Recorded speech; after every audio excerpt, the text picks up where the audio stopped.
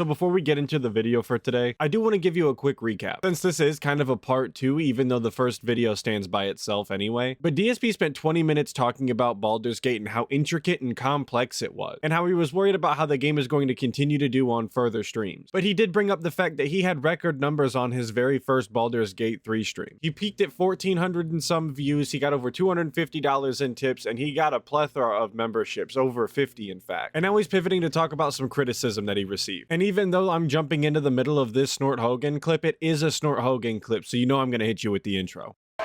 Well, let me tell you something, brother. Snort, snort, snort. Hogan. Drip. Snort, snort. I got the drip. Go. Now, I will address direct criticism and suggestion that I received yesterday, because here's what happened yesterday, okay? That stream, on average, had about 1,000 viewers. At one point, we were over 1,400. By the end, we were around 800, okay? So people said, wait a minute, Phil, this is crazy. Look how many people you got on your stream.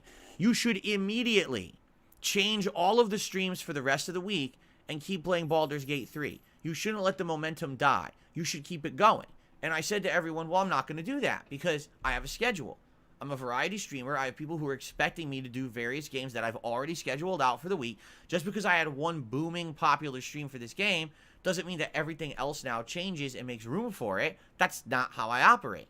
Yes, time and time again, DSP continues to prove that he's not willing to seize an opportunity. He's not willing to strike the iron while it's hot. This definitely isn't the first time that he's done this, and it definitely won't be the last. But it's never not strange, because who in their right mind is actively going to make decisions that are going to be worse off for your numbers, worse off for the business that is actively paying your bills? Of course, assuming that his goal is to have a successful YouTube channel and a successful business. And I'm not saying that you have to replace every stream for the entire week with Baldur's Gate 3. But playing RoboCop on the following day was definitely not the move. You could have at least changed the day stream to Baldur's Gate 3 and then just played whatever you wanted to at night. Like I said, it's just a very strange decision to see that a lot of people showed up to see something and you're not going to continue to show people the thing that they want to see.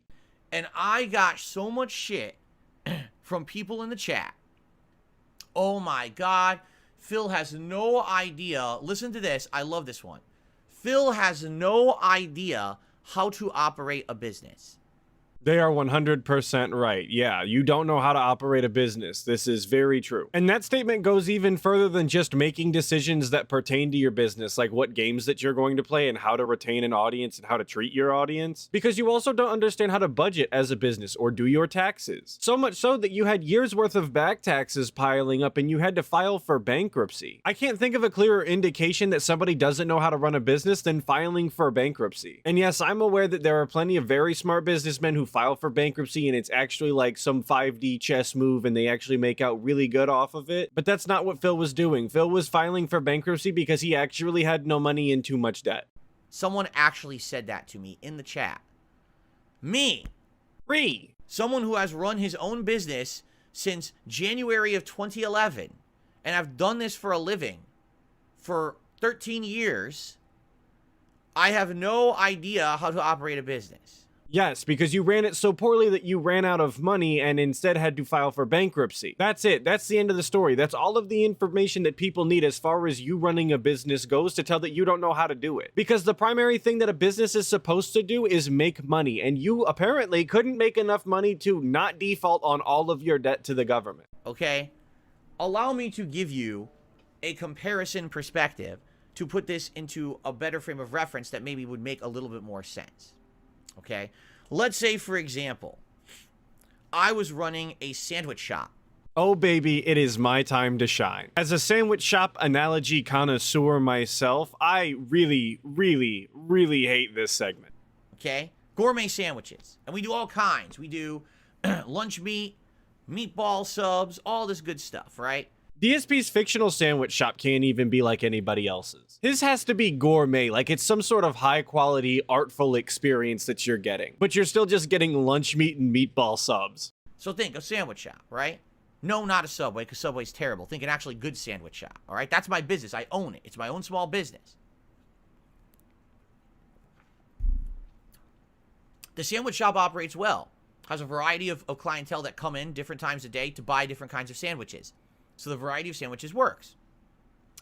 All of a sudden, we introduce a new product, the chicken parm sandwich. okay? It's a different product, very different from everything else. People have been actually requesting that I have chicken parm for a while. And finally, we adopt it and we put it on the menu. The first day that we have chicken parm on the menu, the store is bursting at the seams with customers. They're coming in droves. They're lining up. They want the chicken parm sandwich.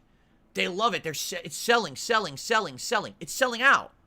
All right? So the first 8 hours of the day, from 10 a.m. to 6 p.m., oh my God, we sold so many chicken parm sandwiches, but we're taking a break for the, the rush, but the dinner rush is about to come in.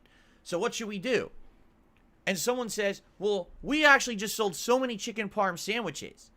We can't keep up with demand. Instead of selling all our other sandwiches, why don't we just cancel them all? Get rid of everything. Let's only sell chicken parm sandwiches. Let's turn this into the chicken parm sandwich store, right? Let's go out and spend all of our budget and all of our time only preparing chicken parm sandwiches. Okay? There's already a lot wrong with this analogy, so it's really even difficult to pick a spot to start at. I guess my first problem is that a sandwich shop sells multiple types of sandwiches at all times, where a gameplay stream you can only really play one game at a time, so there's no need to focus on a sandwich like that if you can just continue to make all of the other sandwiches at the same time, like you would at a sandwich shop. So unless there's something preventing you from making the other style sandwiches, I don't really understand how this makes any sense whatsoever. To make this analogy actually make any sense, you'd have to break it down even further into something like you don't have the resources on hand to keep up with the chicken parm demand, right? Similar to when like Popeyes had their chicken sandwich come out and they couldn't keep up with how many people were ordering chicken sandwiches because they just didn't have enough chicken ordered because they didn't know it was going to be as big as it was. But what Popeyes decided to do was to double down on the chicken sandwich, and they probably ordered quite a few more chicken sandwich ingredients so that they can continue to push them out and not run out, so that the people could continue to get what they wanted and were asking for. And because people were ordering the chicken sandwich over other things, Popeyes probably ordered less resources to make the other items on the menu. And that's really all people are asking DSP to do. They're just asking him to focus more and put more attention, time, and resources into playing Baldur's Gate 3, since that's what the people are wanting to see. That's what they're asking for. And then on the background, on the night streams, he could just continue to play the games that he was playing that less people are seemingly interested in. In running a sandwich shop, or any business for that matter, the primary goal is to make your customers happy, and with that, it means meeting the supply and demand for a product, even if that demand is only temporary. You should take some sort of action to ensure that the demand is being met for the customers who are asking you to provide a product, and in turn, you make money, because that's what a business is for, DSP. I know this might be shocking to you, but the whole point is to make money, not pull Hogan's. Or you could not do that, and you could have the chicken parm sandwich, but also keep it balanced with all the other things that you offer for a variety clientele, all right? Because here's the thing. If you only sold the chicken parm sandwich, here's exactly what would happen. That sandwich would continue to be popular for probably another day or two until everyone had a taste of the chicken parm. And then it wouldn't be as popular anymore. It would actually die out after a day or two, maybe 3-4 days, right? But what happened is, because all you did was sell chicken parm sandwiches, you didn't sell anything else. You don't have the ingredients. Your other customers were coming in and saying, well, I want a meatball sub. We don't have that. Well, I would like my cold cut combo. We don't have that. What about a Philly cheesesteak? We don't have that anymore. All we have is chicken parm. Well, screw this. I'm never coming back. And since you want to make this a sandwich analogy, we can continue to talk about real restaurants, DSP. Because when any restaurant has a new item that they think is going to be popular, and they have some sort of indication that people are going to enjoy it and be ordering it, they try to ensure that they have the proper facilities to ensure that the people can get what they're asking for. I used to work at a McDonald's when I was 16, and at the time we had a new burger that came out. We had a series of burgers that came out, and one of them sold really well. And the first week that we were serving it, we ran out of one of the ingredients. But you know what we did the following week? We ordered more of that ingredient, and then we continued to serve that burger how people were asking for it. And then when the demand died off, we ordered less of that ingredient. It wasn't that big of a deal. And that's what you should be doing, DSP. If people are asking you to play Baldur's Gate 3 more, then you play it more, and when they're asking you to play it less, you would play it less. Get a bunch of people on your stream, 1,400 people at your peak. You should be playing the game until that number dwindles down. And I'm not saying playing it on every single stream. I'm just saying that you could play on the day stream 2 days back to back at least. I really don't think that that's too much to ask for, especially after the amount of support that you got for it, because you made an absolute killing. You made out like a bandit. And as far as losing your core audience goes because you're not playing a variety of games, it's entirely their prerogative whether they show up to these streams or not. If they don't like Baldur's Gate 3, they can go watch something else until you're not playing it. It's really not that complicated. If they really like you, DSP, if they enjoy your streams, they're your dents, then why would they leave and never come back? Obviously, there's something about the stream that they enjoy, and they would just realize that you're not playing Baldur's Gate 3 later on and come back and be like, oh, DSP, I'm so glad you're not playing that game anymore and we can move on to other things. If you want to take it back to the sandwich analogy, we can pretend that those people are going to leave and not come back because you aren't serving their sandwiches anymore. But once they hear that you're off the chicken parm kick because it's not selling as much anymore and you can sell the sandwiches that they're interested in eating again, they might hear that and come back. In the same way that other restaurants have big comebacks for items that they took off their menu. People go crazy for Taco Bell fries when they come back every other month. People want snack wraps at McDonald's. People were excited when bagels came back to McDonald's. Why would I hold it against somebody or some company because they got rid of something and then brought it back? They have the item I want. Why would I still be upset about it? I'm getting what I wanted at the end of the day. And for all my audio style listeners, he got up for this stupid bit and it's still not funny, so I apologize. I honestly forgot because I was too busy talking about sandwiches. And so what would happen is all of your customer base who regularly come and support you would leave because all you're doing is catering to people who only want chicken parm sandwiches. And once the hype for the chicken parm sandwich is dead, what do you have left? Oops, nothing. Because no one else comes to our store anymore because we ignored those customers. We didn't treat them with respect. We didn't basically say, hey, you're the ones who made us who we are. You're the ones who allowed me to have a successful business before the chicken parm came along, right? It wouldn't make sense at all. That's called good business. Good business means to understand when you see a trend, yes, you jump on the trend and you take advantage of it, but you don't completely change everything you're doing to take advantage of a short-term trend. But changing your schedule slightly is not changing everything that you do and stand for, DSP. It's a slight schedule change. You can change your schedule whenever you feel like it, and nobody's gonna bat an eye because nobody actually gives a shit about your schedule but you. And like I said, if they're really that pressed about it, they can just go watch something else while you play a game that they're not interested in seeing. It's not the end of the world. They'll be back later, or they won't, in which case it never mattered because they weren't a real den. They didn't buy into the cult as hard as they need to stick around anyway. There's a difference between recognizing something that could critically importantly impact your business in a positive way and entirely changing the way you operate to take advantage of something that's going to be fleeting.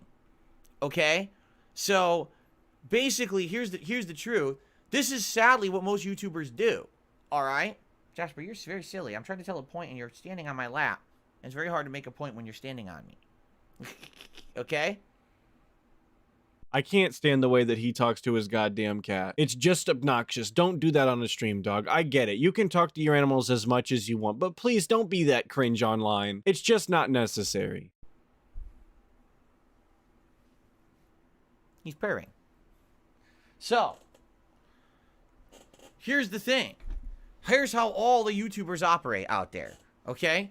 Oh, there's a hot new game. It's the new viral game. It's the new Fall Guys. It's the new Among Us. It's the new Pizza Tower. It's the new whatever it is. Oh, we'll play it exclusively for a week or two. And then, oh, the hype's done, drop it. And that's what they do. I mean, if they had fun while they played the game and then they weren't having any fun anymore, they can do whatever they want, man. It's all about having fun at the end of the day. That and making entertaining content for your audience. So as long as they're having fun and you're having fun, who really gives a shit how long you play a video game for? It doesn't matter. Like, that's the formula they follow. They don't actually care about the content they're putting out. They don't care about the viewership. They don't care about putting out a good playthrough or something meaningful. All they care about is popularity, views, and money. So they play what's popular, and when it's not popular anymore, they drop it like a hot rock and don't give a shit about it ever again. This is rich coming from the guy who frequently wage quits video games because people aren't engaging in his chat and they're not directly sending him money through PayPal. They're only interested in the numbers. They're only interested in money. Meanwhile, DSP hasn't enjoyed playing video games in at least a decade. He sat here every single stream with a 1,000-yard stare on, looking as miserable as a human can possibly look as they sit on their ass and do nothing all day, instead of actually working a job. That is very, very bad behavior. And sadly, what has happened is that all of you out there, and I'm sorry, this is true, all of you out there have basically been desensitized. You think that this is okay.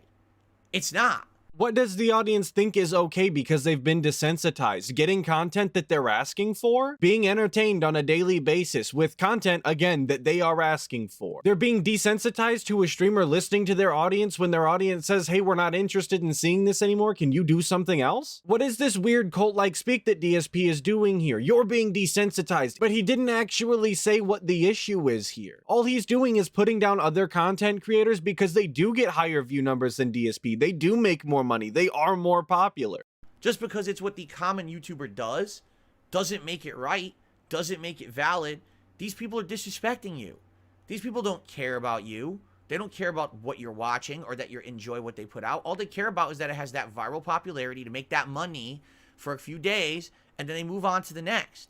Yeah, guys, they're being disrespectful by listening to the things that you ask to see and making content that you like and is actually interesting. That's disrespectful to you, because we all know that DSP respects his audience more than any other content creator. That's why he calls them stupid morons on a daily basis, and every suggestion that they give him about the content that they want to see, he says is also stupid and for morons, and you have to be a detractor to think that. Again, it's just cult speak from DSP. He's telling you that they don't care about you as if a content creator actually has to care about you on some deeper personal level. At the end of the day, dude, it's just internet content. You can watch whatever you want, whenever you want, and most of it is free. And if it isn't free, it's free somewhere. But DSP has to paint other content creators in this light. That way his viewers get this image of these other content creators and don't go and watch them and realize that DSP is the bottom of the barrel content creator. Because it would just take one stream viewing of another content creator to realize that you're not supposed to be called stupid and denigrated in the chat simply because you disagreed with some opinion that the content creator had. That's why DSP insists on making every other content creator on the entire internet as an enemy. Because then his viewers have to pick between watching him and every other content creator, which means that if they pick him, that he is getting all of their money.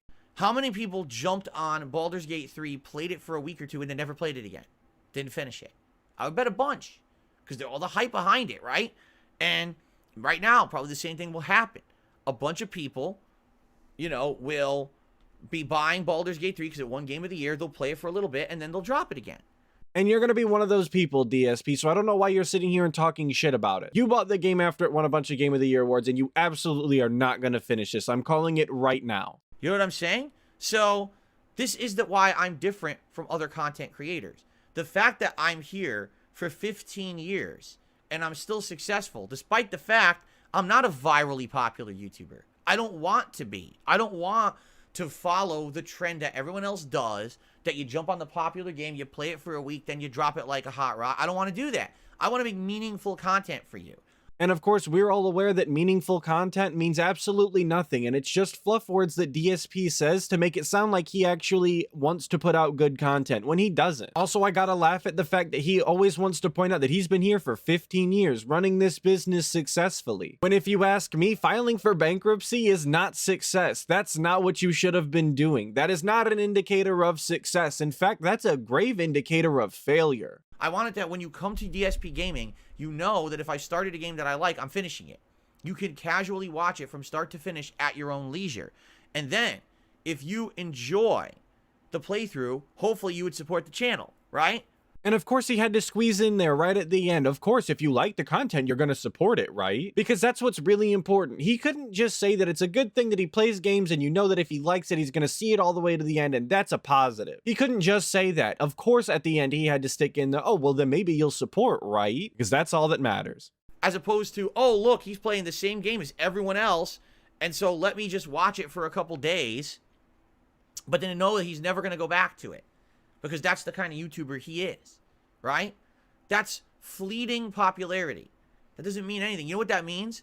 That's completely worthless content. That content can be watched for a week or two, and then it's not pertinent anymore because they didn't finish the game. The absolute audacity that DSP has to say that other people are making worthless content, given the absolute schlock that he puts on the internet. Oh my god, dude, this guy, I can't believe him. And he keeps talking about the pertinence of the content. DSP, you are not pertinent. Nothing that you have ever done has really been pertinent aside from that one time on May 1st. That's the only thing that you've ever done that was really relevant. And you can hold on for dear life to that legacy that you have, that you were one of the first Let's Players. But let's all be honest here for a second, DSP. If you didn't do it, somebody else would have. Let's not sit here and act like you had the biggest brain IQ play in history. And specifically, he says it's not pertinent because they didn't finish the game. Maybe the point of the stream wasn't the goddamn game, you idiot. Maybe the point was to hang out with the streamer and have a good time and make fond memories. Maybe the point was to have fun. I know that that's a foreign concept for DSP because, like I said, he hasn't enjoyed playing video games in over a decade at this point. But most people play video games to have fun. Most people play video games on stream to have fun with an audience and just share the experience. It's not necessarily so that they can finish the game and have a complete story. That comes secondary to just having an enjoyable shared experience with your audience. Because they didn't try to make something meaningful for their audience. They don't even care about their audience. They could give two shits who's on their stream. What they care about is this. That's not what I'm here for. That's never what I've been here for since the day I started making YouTube videos. I never intended to make $1 making YouTube content. I wanted to make content that was funny, that was meaningful, insightful, honest, different. That's who I've been since day one. The only one of those adjectives that has ever described your content is different, and that's not necessarily a positive, because it's always been worse than your contemporaries. And not just in the raw quality as far as audio and visuals go, but in the personality behind the camera, and there's nothing that you can do to fix that. That's the best part, DSP, is no matter how much your streams improve as far as the quality goes, nobody can fix you. You will always be you. You've been you for as long as you've been on the internet, and even before that. So as long as you remain on the internet, we will have a lolcow to laugh at. Why people still don't understand that, I don't get it, right? Right now, if I played Baldur's Gate 3 all week long, undoubtedly the streams would have had good views. Now, it wouldn't have had as many views as the first stream. I doubt I will ever get 1,300 viewers for Baldur's Gate 3 ever again. I'd be lucky to get 500. Seriously, I'd be surprised if tomorrow when I play it again, we get 500 viewers.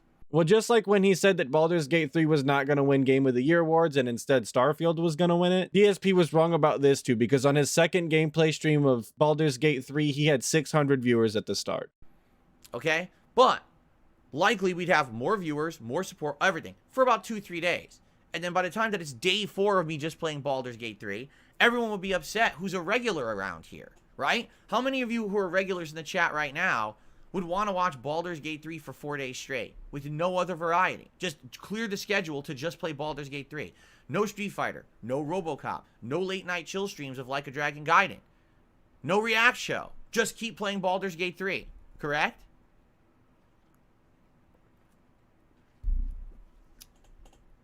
Am I right or am I right? How many people would have been upset that I'm not playing everything else, right?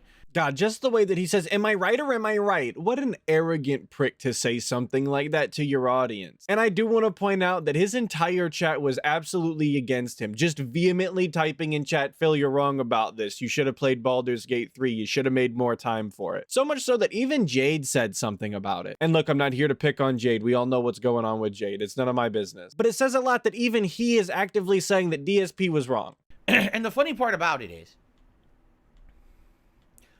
then you get people who say really, really dumb things. Like, well, if you're successful, then why do you have to ask for contributions? Because that's my model. My model is not jump on what's popular, bring in a bunch of no-face viewers who I don't care about, have them throw fucking money at me because I'm playing the popular viral game, and move on to the next nonsensical, meaningless content for mouth droolers. I don't do that. Shout out and big ups to all the mouth droolers out there, represent. But DSP just admitted that his entire business model is based on begging. His entire business model is based on taking money out of his dense pockets instead of actually doing something that will straight up benefit him. He would rather get on stream every single day and constantly remind you that he needs to pay his 2 big bills, that he's not gonna have money for groceries during the week, that he can't afford to buy the games that you want to see him play, instead of just actually doing something that people will just give him money for instead. So next time that you're failing at something, don't just accept the failure. Change the narrative like DSP does. Tell him it's your business model to be bad at it. That's a high IQ play. I make meaningful content for a directed audience. It's called curated content. Oh my god, we got the curated content? It's been so long, I thought he forgot about it. That just means that the last 2 videos I made where I brought up doing curated style content were totally relevant, and DSP was just talking out of both sides of his mouth again. Awesome. Now, if you like that content, if you like that it's different, if you appreciate the fact that this week I stuck to my schedule to play the games that were scheduled, despite the fact that Baldur's Gate 3 did so good yesterday, if you appreciate that, then please come by, enjoy all the content, and support it. And yes, it means I have to mention it. It means I have to have little segments where I have to say, hey, please support this different content.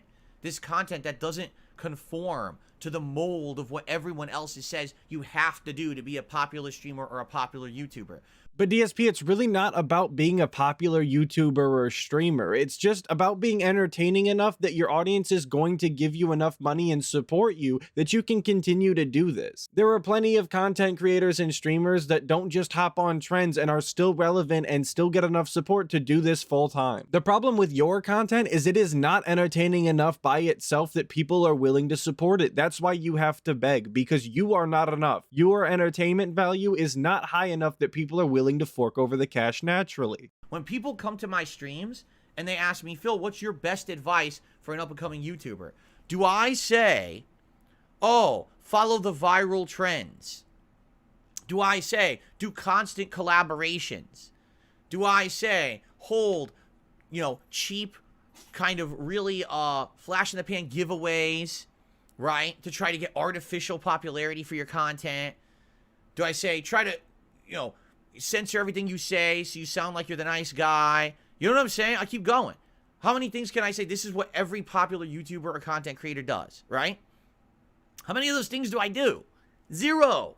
Well, of course, I gotta ask, who the hell is coming to DSP for genuine advice on how to become a streamer? I mean, maybe if you're looking to do the exact opposite of what he says, but if you're actually gonna take his advice at face value, you're doomed to fail. And it's so funny to me that the things that he decided that he was going to specifically mention are specifically things that tend to get you more eyes on your channel, which at the end of the day is the goal if you're trying to have a successful channel. Collabs are very important. If you're in a space, you should try and collab with other content creators in that same space. Because despite what DSP says, you're not inherently competition just because you're in a similar space. Viewers can watch multiple different content creators about the same topic. Look at the Snortex as an example. We pretty much all have to talk about a very similar topic pretty close together, but we all have different takes and different opinions on what's going on, and that alone is enough that people are willing to follow different content creators and listen to the same story over and over and over again because they get the different viewpoints from the content creators themselves. So by collabing with these other content creators, you can introduce your audiences to each other's content and in turn both mutually benefit. And he mentions flash in the pan giveaways for short-term popularity. But if you just take away all of the negative bullshit that DSP is adding to that unnecessarily, you could just be showing some appreciation to your audience and giving back to them, and that might be in the form of giveaways. Every once in a while, if you have a free game code to give out, bro, give it out. I'm sure your audience would appreciate it, and a little bit goes a long way. And then he brings up censoring yourself to make it sound like you're the nice guy, which again, if you take away the negative connotations that DSP is unnecessarily adding to it, he's just saying make yourself sound professional. Yes, you should represent yourself fairly professionally if you want to be taken seriously in any sort of fashion. It kind of goes without saying that if you act like a dickhead online to other people, especially other people in the space, you're not going to be treated well yourself. So like I said at the start of this, if you want to take all of the advice that DSP gives and just do the exact opposite, you're probably far better off. But if you actually want to listen to the things he says and do those things, you're in for a world of hurt. And I honestly don't think that any of your content is ever going to take off like that. But what do I know about content? I'm only here because Iviga gave me the push. Without Iviga, I'd probably still be making videos for nobody. Goose egg. 0. I strive to be different because I feel like my style is better. And I should. When you are someone who has your own business and you put out a product, you should feel that your product is superior to everyone else's. Yes, if you really stand by the product that you're making, if you really believe in it, but DSP, you don't believe in your own content. You were calling it filler the other day. When you were talking about what game you were going to play, you were actively describing the content that you were going to make, not the content that you made that you look back on and went, well, it wasn't the greatest thing I ever made, but the content that you were thinking about making in the near future, you were already calling it filler. I feel like those who come and hang out at my streams and give it a true chance and enjoy the content for what it is, like it a lot more than someone who just goes and watches a popular streamer for a minute. Oh, wow, look at this. He's playing fucking Among Us. Wow, ha, ha, ha, ha. And then they move on.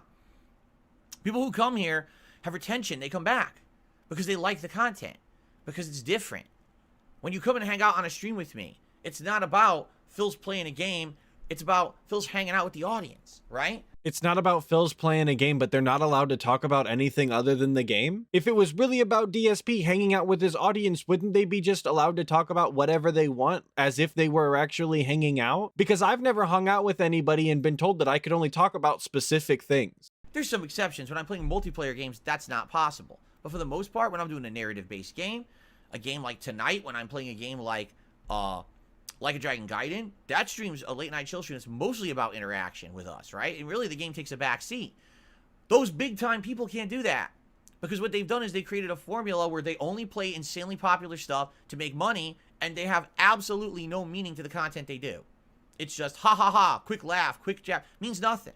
But DSP, what do you actually know about these other content creators? Do you watch their content? Are you actually familiar with them whatsoever? Or are you just doing what you claim that other people do to you? Where you watched a couple of clips and thought that you got the whole story and that's what you're running with. That's what you're going to tell people is actually happening over there. If you're so confident in speaking on this, DSP, why don't you call these people out specifically? Which ones are you talking about? Who is the first example that pops into your mind when you're talking about these streamers? You're usually very quick on a name drop. So where is it now, DSP? Why don't you give us an example so we can go watch their content and see if this is the experience that they offer?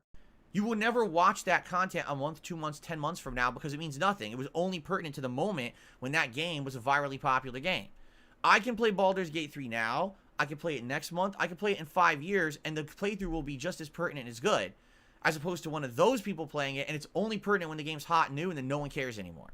But that's just not true because, again, the entire point of the stream is not to have some weird narrative story being finished. It's about having fun. And if you're tuning into that streamer, I would imagine that the entire goal of you watching these old videos that they did is to watch them have fun, to relive some of these moments that maybe you were present for. Because them having fun playing Among Us with their friends and cackling and laughing every time that they don't get voted out is going to be just as enjoyable as it was then later. All of those content creators that play GTA Online for an extended period of time, it wasn't about some weird narrative that was building, something that they had to keep track of, that they had to see the finish of. It was entertaining because it was people having fun. That's what the audience was showing up for. They were showing up for a bunch of friends who were just getting up to hijinks in this fictional world where they could do a bunch of different things. And it doesn't matter if that game isn't relevant anymore, because as long as you're still interested in those people, you're still interested in them having a good time together and having fun, that content is still going to be entertaining for you down the road. It has nothing to do with whatever narrative is in the game. That's stupid. You're being ignorant, DSP. You don't understand what people find entertaining in content. And that's very clear in the content that you decide to put out on the internet.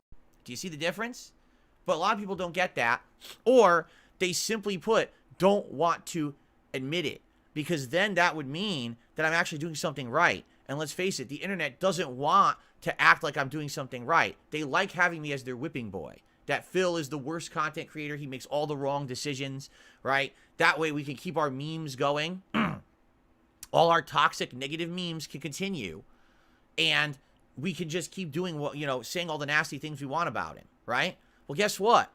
I'm here after 15 years because I do things differently. If I had tried to be like everyone else, I would have went out of business years ago. And this is where I got to agree with DSP. He is here 15 years later because he did decide to do things differently. Again, that's not a good thing. He's here because people are continuing to laugh at him. He's supported by 6 dents pretty much so that they can continue the clown show. He's constantly stuck in the rat race that he has created. But I don't know if stuck is really the right word, because this is where he wants to be. He wants to constantly be begging everybody for money. That's what he enjoys. This is the best time of his life for him. In all reality, the best time of his life was probably when YouTube was paying him buku dollars to do actually nothing all day long and just drink himself to death. But this is definitely a close second. He loves sitting on his ass all day, being isolated from the entire world, ruling his chat with an iron fist and being paid to do so, being showered with infinite Hogan poles and infinite drinks of gin. For 2 reasons. Number 1, because I'm not the young spring chicken anymore. Dude, I'm 41 years old. People are going to watch a 20-year-old do that kind of content. They don't care about a 41-year-old doing that kind of content. They don't. I have to differentiate myself from everybody else. You understand? It should go without saying, but age has nothing to do with it if you were an entertaining person. You could be 100 years old, and as long as people still find you entertaining and the content that you make enjoyable, they're gonna show up. Maybe even more so, because people do genuinely like to see older people enjoying something that they typically don't enjoy, like video games. That's why people thought Skyrim Grandma was so cool. It's this old lady, and she's playing video games, and old people typically don't play video games, and DSP could be enjoying young people video games, like Among Us or Fall Guys, and experiencing it and being a decent example for a younger audience, but he's just not that guy. He's not a decent example, and he can't enjoy anything. That's number 1. Number 2, I would hate making that kind of content. I don't like making momentary flash in the pan popular content just to make money. I hate that shit. You understand? I absolutely positively hate it. I don't like that. I want to be making content that for me feels meaningful. But you should be able to make content that you think is meaningful while also doing things that are popular, that get eyes on you. There's no reason that you can't play the newest games and make meaningful content out of it. When people are asking you to play this game or play that game, you should be able to play those games and have fun with them for a brief amount of time and make content that you think is meaningful. If you can't do that, I'm gonna have to just chalk it up to a skill issue, dude. Because there's nothing inherently wrong with just checking out what other people are talking about. Because sometimes things are popular for a reason. I'm not saying that all the time, but sometimes it's true. And you want to talk about other content creators disrespecting their audience by desensitizing them. Well, you're disrespecting your audience by not checking out the things that they might actually be interested in, just because it has some sort of popularity. That's just idiotic, short-sighted, and pig-headed. You understand? Like, I want to feel like when I work, when I'm done and I turn off my stream for that day, that people got something out of it. And it wasn't just a cheap laugh, but maybe there's something insightful that happened. Maybe they actually felt like a part of a community. Maybe they had a fun interaction with me, right? You know, yes, it could have just been a laugh, but it's not just that laugh because someone was playing a virally popular game, but instead because there was genuinely something actually funny or interesting that happened. And you know that you can come back tomorrow and have that same experience because of the dependability, because of my honesty, my loyalty to my audience. Does he seriously think that the people that are watching these other popular YouTubers are laughing simply because they're playing the game? Because that's not what's happening. When people are laughing at other people playing something like Among Us, it's because of the interactions between 2 other people. When people are enjoying themselves watching something like Fall Guys, it's because they're entertained by the little dude running across the screen, and the guy is having fun and being joyous and just being genuinely entertaining. No one is laughing just because a content creator is playing the game. That's not it. And I'm not quite sure what dependability, honesty, and loyalty to an audience have to do with ensuring that you can come back tomorrow and laugh. I just don't see how any of those things are actually related. Maybe the dependability, you can depend on him being here tomorrow, but honesty and loyalty do not necessarily mean that we can come back and laugh tomorrow. That doesn't make any sense. You don't get that with other people, right? Literally, other people would have said, here's our schedule. Oh, wait, Baldur's Gate 3 did well. Let's cancel every other game. Cancel every other sandwich that we make in the sandwich shop. We're only making chicken parm. For as long as I can milk the money coming out of the chicken parm sandwich, we keep milking the money out of the chicken parm sandwich. But then what happens?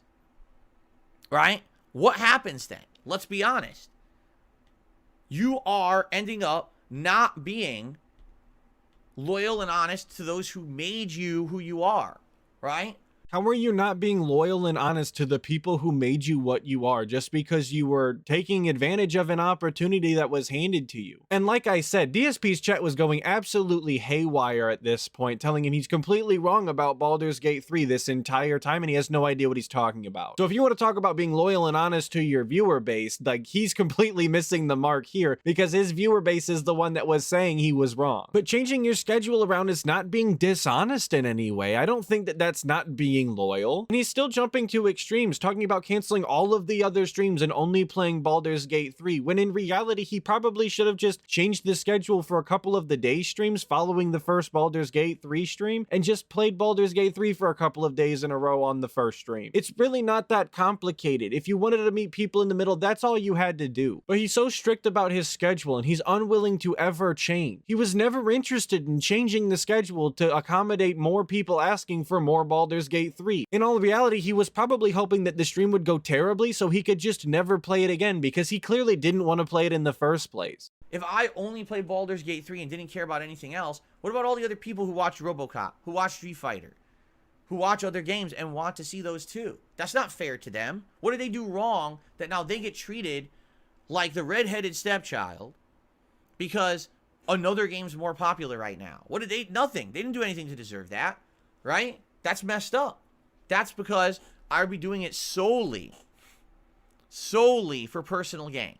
DSP always wants to talk about how he operates a business, but this would be solely for personal gain. No, DSP, this would be for financial gain. You operate a business here, or so you say. So when you're actually running a business, let's say you're running a sandwich shop, if you have a sandwich that isn't doing nearly as popular and you have to choose between one or the other, you would probably decide to go with the other one, right? You might just discontinue a sandwich because not enough people are ordering it. And yeah, that sucks that people aren't ordering it enough to maintain it on the menu, but sometimes that happens. Sometimes keeping something on the menu is kind of like what 672 said. It's too much work, whether that be genuine manual work or just some sort of cost analysis. Like I said earlier, I was upset when they removed bagels and snack wraps from McDonald's, but am I going to hold that against them? No, I'm either going to order something else or I'm going to go somewhere else, and it's really not that big of a deal.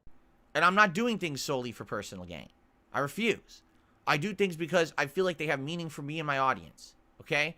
I'm excited to play more Baldur's Gate 3. I can't wait to play more Baldur's Gate 3 tomorrow and Friday and continuing on with this playthrough in balance with the rest of my variety streamer schedule. That's how I operate.